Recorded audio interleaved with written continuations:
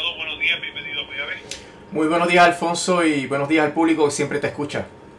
Le pregunto, usted fue uno de los cerca, creo que son entre 100.000 y 200.000 abonados que se afectaron el sábado por la noche.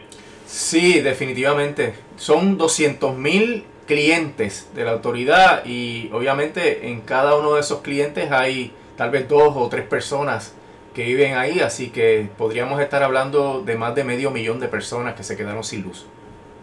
Y todavía siguen hablando de que un sistema robusto y resiliente. Sí, es terrible, ¿verdad? La experiencia que se está teniendo, y quería comentar contigo, ¿verdad? Un poquito de historia en cuanto a la autoridad. La autoridad fue, por toda su historia, un monopolio público que tiene su razón en que está prestando un servicio esencial que ha sido catalogado como un derecho humano, y que eso se supone que no esté bajo las lógicas del mercado. Aquí en Puerto Rico, antes de la autoridad, la energía era privatizada y había pues los cascos de los pueblos principales tenían luz y el resto a Dios que reparta suerte. Y la Autoridad de Energía Eléctrica electrificó todo el país. Una gesta que fue alabada en los círculos de energía, ¿verdad? En todo el planeta, porque Puerto Rico tiene una topografía difícil, ¿no? Y desafortunadamente, Alfonso, la clase política que ha gobernado a Puerto Rico durante estas últimas 6 décadas dilapidó la Autoridad de Energía Eléctrica porque la utilizó como una fuente de privilegios económicos. Aquí, en esto de nuestro sistema eléctrico, de cómo el sistema se fue deteriorando y hemos llegado a donde estamos, la clase política lo que ha hecho es acusar a los que no tienen nada que ver con el sistema, que no toman las decisiones, que no nombran los puestos, que no gerencian los recursos humanos, que son los obreros, los unionados. Y aquí hay una narrativa constante de que la Autoridad de Energía Eléctrica la destruyeron los sindicatos, y es una falsedad. Porque los que gerenciaron la autoridad fueron las batatas con falta de conocimiento, experiencia, que la clase política puso ahí para dirigir y para dar las instrucciones y las órdenes, y que finalmente llevó a que la deuda asfixiara la corporación pública. Obviamente en ese estado vinieron los huracanes y después vinieron los terremotos, pero sin duda el proceso de deterioro de la Autoridad de Energía Eléctrica ya había llegado a su crisis antes de los huracanes, y el proceso de estar debajo del agua en términos financieros también antes de los huracanes. Las últimas emisiones de deuda fueron emisiones de deuda para refinanciar, que parte de los responsables de eso obviamente son los gobernadores que autorizaron esas emisiones de deuda.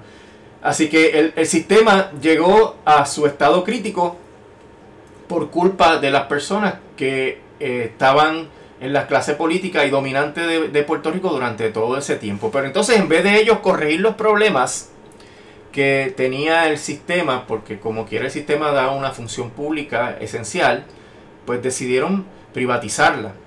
Y esa privatización es la que nos tiene a estas alturas, ¿verdad? Prácticamente a 3 años de que se inició el proceso, teniendo este tipo de apagón. Pero no es solamente el apagón, Alfonso, es que ni siquiera el 30% de la capacidad de la red está en funciones.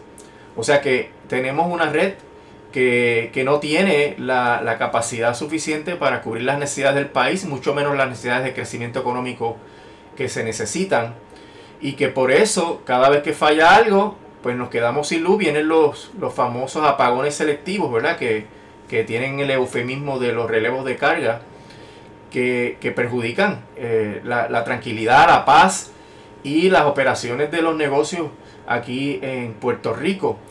La pregunta que nos tenemos que hacer es: ¿de qué ha servido la privatización en todo este tiempo que ya ha funcionado, cuando en realidad no ha resuelto ninguno de los problemas? Primero, la trajeron porque eran expertos en recaudar fondos federales y en gastar los fondos federales. Pues ya hemos visto que Luma solamente ha gastado el 8% del dinero asignado a la Autoridad de Energía Eléctrica por parte de FEMA para los huracanes. Así que no han tenido la capacidad de reconstruir la red al ritmo que se supone que se reconstruya y que por ende aporte al crecimiento económico del país y a la estabilización de la red eléctrica. Luego los trajeron porque eran gente de clase mundial y eso es un chiste, ¿verdad? De clase mundial cuando tenemos todo un sistema que está entre los primeros todo el tiempo, Alfonso, entre los primeros sistemas eléctricos con mayor número de clientes en todo Estados Unidos. Luma se retiró de la página que compara las estadísticas de los diferentes clientes que están sin luz en todos los estados para evitar estar siempre en el top 5. Y eso es una barbaridad, ¿verdad? Porque demuestra la actitud de falta de transparencia de esa entidad. Pero todavía se sigue haciendo la comparación. Yo participo en algunos foros donde se hace diariamente la comparación. Y Puerto Rico siempre está entre los primeros 5 que no tienen luz. Y esa es la clase mundial. Pero además de eso, nos cuesta más dinero la privatización. Porque sabes que ellos vinieron a ponerse salarios de más de $1 millón para los principales ejecutivos de esas dos compañías privatizadoras, Luma y Genera. Y tenemos salarios nunca antes vistos para los planos medios de la gerencia. Y tenemos también las comisiones y las ganancias que tienen esas compañías. Si aquí se eliminara la privatización, Alfonso, del saque, nos ahorramos $300 millones al año. Porque esos 300. Porque esos son los que se llevan estas compañías en términos de sus comisiones, en términos de sus ajustes por el costo de la vida, y en términos de los ingresos que no salen a la luz pública, que son los que surgen de los contratos que tienen. Tú sabes que la Junta dividió a la autoridad en muchas corporaciones. Hay un holding company, hay uno que brega con la transmisión, hay otro que brega con la generación, y esto con el propósito de darle a Luma un contrato para gerenciar y para organizar todo ese monstruo de tantas cabezas, y por eso cobra también. Así que hay toda una serie de contratos, aparte de cada contrato que ellos le adjudican a sus amigos y sus dolientes, pues eso es dinero también que beneficia a esa privatizadora, porque sabes que Luma no tiene ningún tipo de cortapisa para contratar a sus matrices o afiliadas. Y hay ejemplos clarísimos de eso, gente que son vicepresidentes y renuncian, montan una compañía y se llevan un contrato. Y también, obviamente, en términos de que las matrices, que son compañías eléctricas, le proveen servicio a Luma, y en ese sentido es un double dipping. Ganan por un lado con el contrato de privatización y por el otro lado ganan en la adjudicación de los proyectos. Y eso encarece el servicio eléctrico porque le añade capas adicionales de costos al sistema. Entonces tú ves todo eso, vienen a reparar la red, tienen el expertise en los fondos federales, son una compañía de clase mundial y vienen a cobrar más que nunca, y entonces el servicio sigue igualmente deficiente.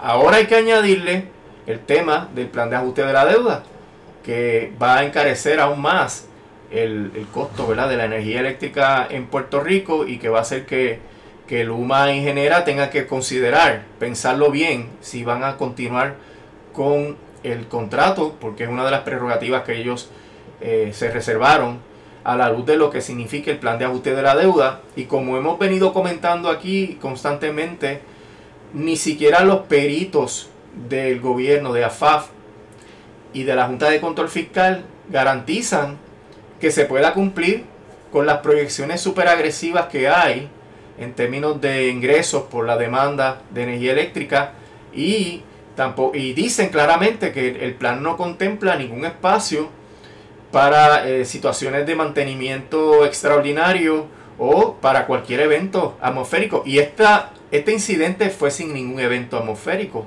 porque a menos que tú digas que porque está haciendo un poquito de más fresquito, ahora resulta que se va la luz. Fue por un asunto de falta de mantenimiento. Y si eso ocurriese luego de implantado este plan de ajuste de la deuda, pues no habría dinero para sacar los fondos requeridos para una reparación así de emergencia, y si estamos ahora solamente con un 30% de la capacidad funcionando, imagínate si ocurre otra situación similar. Así que nada de lo que se planteó en sus orígenes por los campeones de la privatización en Puerto Rico se ha materializado. Ni siquiera los ahorros que Luma prometió, porque la Junta de Control Fiscal eliminó los ahorros de Luma del plan fiscal, y los eliminó porque eran falsos, eran espurios, eran totalmente para convencer, ¿verdad? Y para que la opinión pública se inclinara hacia la privatización. Te vamos a ahorrar 150 millones de dólares anuales, y de repente el próximo plan fiscal no tiene ese ahorro, porque se dan cuenta de que no va a funcionar. El otro asunto es también Genera, que vino aquí con unas promesas de ahorro de combustible, pues ahora resulta que el 50% de lo que se le ahorre al gobierno de Puerto Rico se lo van a dar a los acreedores. Así que ¿cuál es el ahorro que eso va a traer en términos de las eficiencias de la privatización? Así que todo ha resultado falso, y lo que sí es correcto es que obviamente los ejecutivos de estas compañías, los accionistas de estas compañías se enriquecen porque es un negocio sin riesgo. Alfonso, en un negocio, en cualquier negocio dentro del sistema capitalista, hay unos riesgos. Tú pones un capital, y de hecho esa es una de las justificaciones que utilizan los capitalistas para explotar a los trabajadores, es yo pongo el capital y lo pongo en riesgo. Y por eso es que yo te voy a pedir a ti que tú trabajes por el salario más bajo posible, porque yo voy a tener un riesgo y yo soy el que perdería mucho aquí. Y mantienen mientras tanto y tratan de justificar los salarios de hambre. Pues Luma no tiene riesgo, porque todo lo que Luma decide gastar y lo que le ponen en el presupuesto lo paga el pueblo de Puerto Rico. Así que no tiene pérdidas. Y además la comisión es fija, en términos de que ellos siempre van a recibir la misma cantidad. Y encima de eso tienen bonificaciones. Y las bonificaciones, el esquema que aprobó el negociado, que está en una moción de reconsideración de los grupos ambientalistas y comunitarios, no tiene penalidades, a pesar de que la ley establece que el negociado puede poner penalidades por el pobre desempeño de una privatizadora. Así que ellos están cómodos. Como están cómodos, no tienen entonces las presiones y los problemas que tendría cualquier otra empresa, de que si yo no funciono eficientemente, de que si yo no bajo los costos, de que si yo no ofrezco la tarifa más razonable, pues me va a ir mal, porque la gente va a escoger irse con otro competidor que no existe aquí en el plano de la energía eléctrica, o la gente va a bajar el consumo. Así que a Luma no le duele nada de lo que le podría doler a cualquier negocio que entra en el mercado de un sistema capitalista. Y eso a costa de todos y todas los que pagamos el servicio de energía eléctrica. Y hasta ahora, pues, la clase política actual, pues ellos se cantan y se lloran con el asunto de la privatización, pero no hay ningún tipo de voluntad, ni siquiera para fiscalizar la ejecución adecuada de lo que está pactado, y eso pues no va a mejorar, a menos que haya el tan esperado cambio político ahora en el 2024. Y ahí es que me gustaría saber, obviamente, cuál es la posición de este nuevo grupo, de esta alianza, para lidiar con el problema de la energía en Puerto Rico. Es preocupante, licenciado, esto es bien preocupante. ¿Y qué ha pasado con la jueza Taylor Swift? ¿No se espera? ¿Usted no le ha dicho que era quizás a mediados de abril iba a decidir? No es anticipable a mediados de abril, porque apenas el próximo 5 de abril pues vence el último término para someter documentación ante la jueza, un memorando sobre los hechos y las conclusiones de derecho, y de ahí en adelante es que el caso estará sometido. Yo no dudo que ella está trabajando ya, obviamente, pero a la luz de la experiencia que se tuvo en el caso del gobierno central, que es mucho más sencillo que este caso tiene muchas más controversias de peso, y además recuerda que se radicaron prácticamente 900 objeciones que ella tiene que resolver.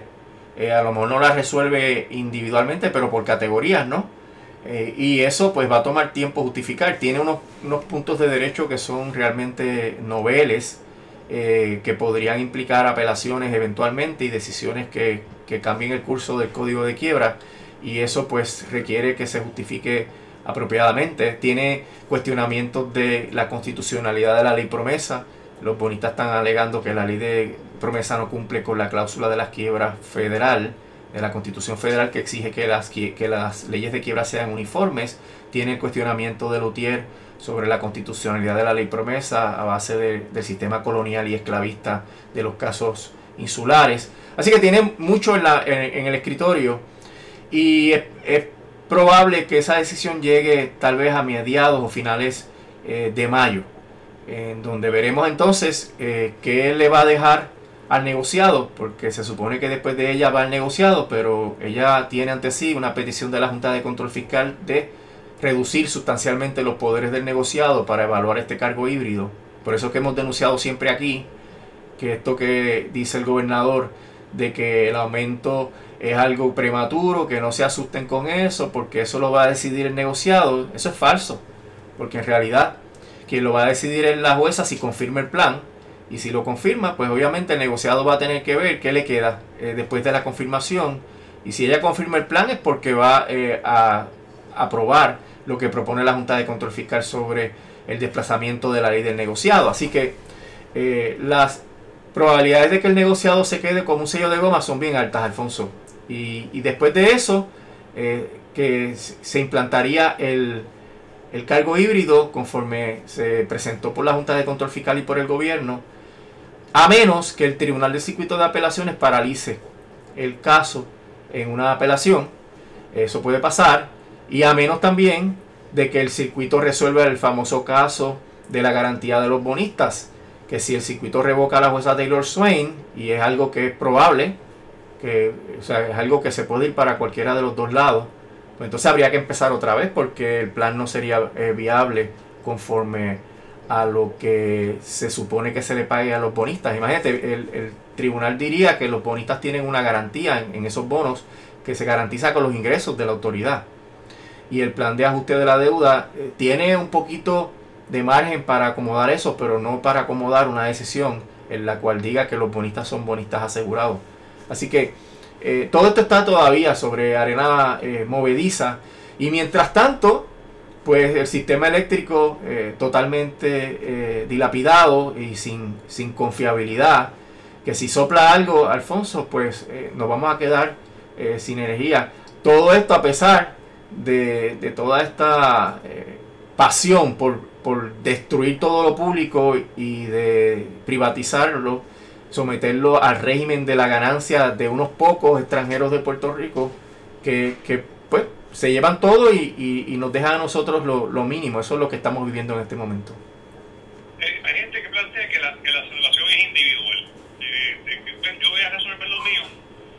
Ricardo Santos, por el contrario, dice aquí nos salvamos todos o nos movemos todos, porque a la larga no es que yo resuelva con placas en el centro mío, ¿no? Que tan viable puede ser mi negocio, sí. La calidad de vida.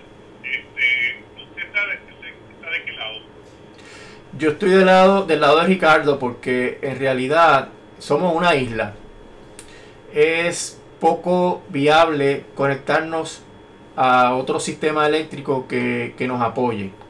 Tenemos la situación de que tenemos sol, ¿verdad?, en abundancia, pero el sol en ciertos tiempos del año no es suficiente.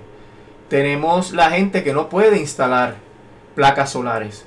Los vamos a dejar que languidezcan hasta quedarse sin energía, porque no pueden sufragar el costo de la energía de la Autoridad de Energía Eléctrica. Porque en realidad el problema que ocurre, Alfonso, con esto de la salvación individual es que mientras más gente se vaya, más se encarece el servicio de la Autoridad de Energía Eléctrica para los que no podemos instalar placas, porque los que vivimos en condominios, en walk-ups y en diferentes lugares urbanos no tenemos el espacio para poder poner placas. Entonces, mientras más gente se vaya, ese grupo que tiene que estar conectado obligatoriamente se reduce, pero tienes el cargo híbrido por 35 años y tienes el costo del combustible y todos los costos operacionales de Luma y de Genera. Entonces, ese pequeño grupo va a tener un cargo de energía enorme, altísimo, incosteable, y esto va a crear dos tipos de clientes.